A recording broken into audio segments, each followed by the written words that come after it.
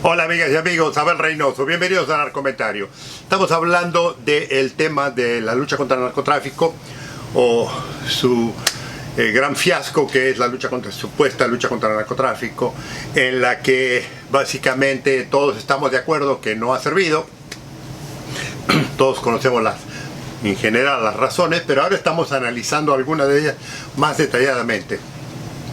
Y en el video anterior yo les comentaba de que hay cosas muy importantes que nadie ha considerado, que son cuando usted investiga la lucha contra el narcotráfico, hay ciertos niveles, ¿verdad? Que yo le comentaba, está el nivel callejero, que es el que más publicidad generalmente se le hace en todos los países del mundo, incluso aquí en Estados Unidos, donde la gente, la policía lidia con el narcomenudeo, con el vendedor de droga en la calle. Ese es lo más fácil, eso es lo que más noticias da cuando usted las ve, y que es supuestamente la gran publicidad de la lucha contra el narcotráfico, en la que generalmente, como yo siempre digo, se mete a los pobres diablos presos, o en algunos países todavía se mete a la gente que consume droga, no que comete delito. Yo siempre hago una distinción muy especial en esto.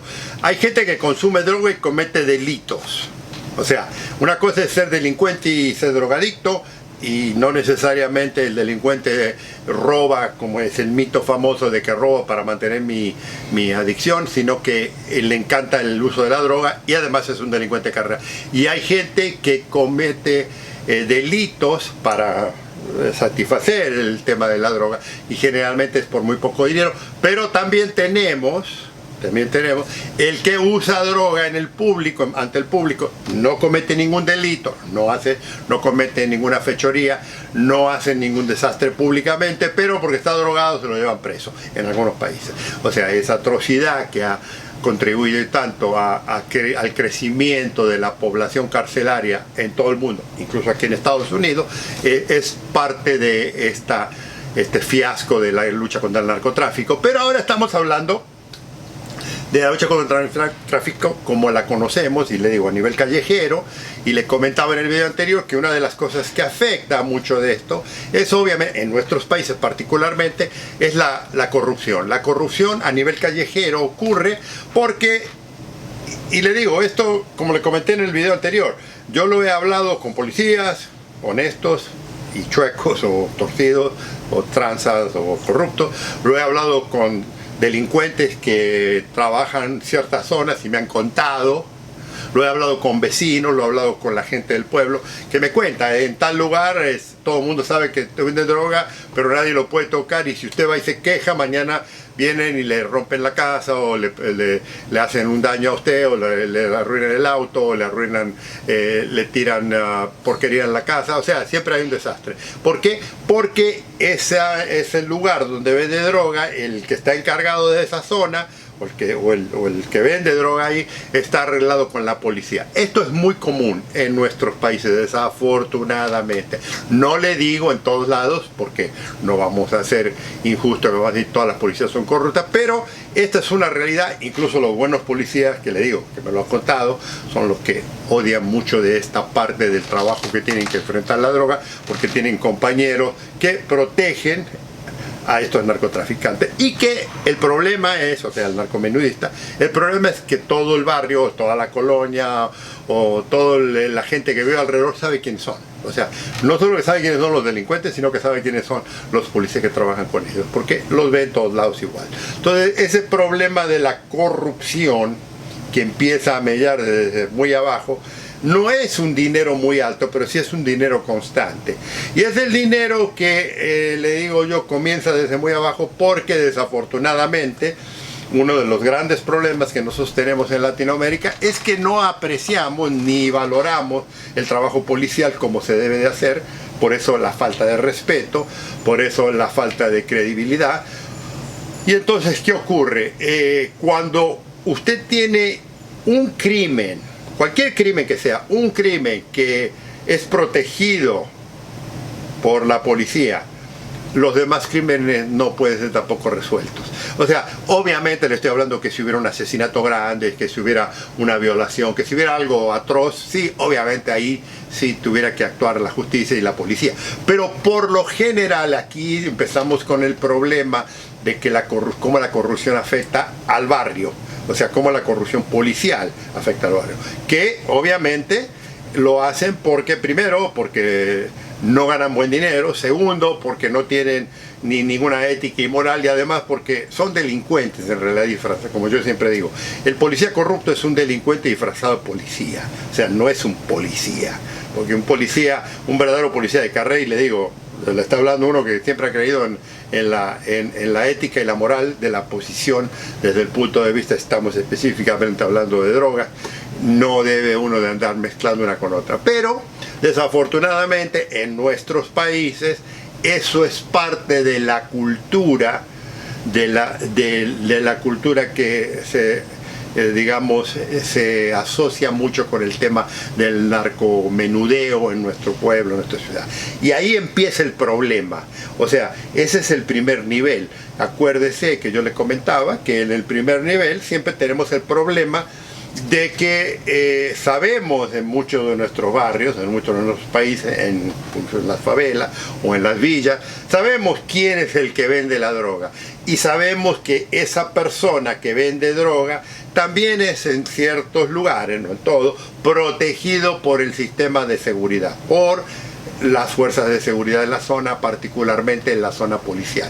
Generalmente puede ser el policía que patrulla la zona, puede ser el comisario o el subcomisario, o el subjefe o el comandante, o el puesto que usted le quiera llamar al jefe encargado de esa zona, es el que generalmente tiene el control y es el que crea esa protección de estos delincuentes, que proveyendo de la protección a los delincuentes, desafortunadamente estos delincuentes se creen infalibles y empiezan a hacer cualquier tipo de atrocidad. Porque tiene usted que entender esto: cuando un delincuente paga protección, no lo paga por el único crimen que él o ella comete, en el caso estamos hablando de vender droga, sino que cuando le paga protección a un policía o a una sección policial, a una región, una zona, le paga para que lo proteja de cualquier inconveniencia o cualquier delito que él o ella cometa. O sea, estamos hablando de vender droga, no estamos hablando de que no me molestes, te voy a dar tanto y yo te voy a pasar. Pero también si llego a matar a alguien, si llego a golpear a alguien, si llego a violar a alguien, si llego a secuestrar a alguien, mira para otro lado. ¿Me explico cuál es el problema de la corrupción policial a este nivel? O sea, no es la protección solamente contra el negocio de la droga. Si fuera así, si fuera, digamos, únicamente por venta de droga, usted lo pudiera, a lo mejor, si quiere, no lo estoy diciendo que es lo correcto, pero lo puede medio argumentar. El problema es que, le vuelvo a repetir, lo que se permite se abusa. Y los delincuentes, en su nivel cultural, en su nivel de agresión, cuando pagan por protección policial, o más que nada, en realidad le voy a ser sincero, no es la protección policial la que ellos pagan, sino la ausencia de hacer su trabajo, o sea, la negligencia, la apatía, el desinterés. Eso es lo que el narcomenudista de la zona, en la barda, le paga al policía local para que no lo moleste. O sea, no le está pagando por protección. Ojo, claro, incluso en la policía de Los Ángeles hubo un grupo de policías que hicieron eso. Les pagaba digamos, el distribuidor de droga, el vendedor, el pusher, les pagaba a ellos para que los protegieran cuando llegaban los cargamentos, los protegieran para que transportaran de un lado a otro. Y esto también ocurre, pero esto no lo voy a hablar todavía porque generalmente esto suele ocurrir en el segundo nivel, que es el que voy a hablar más adelante. Ahora lo que estoy hablando es el menudeo de la calle. Entonces empieza el problema ahí ya.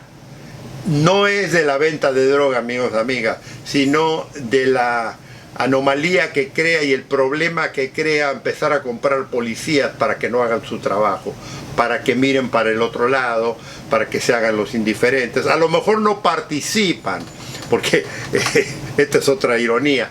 El policía a veces dice: yo no voy a tocar la droga, yo no me quiero meter.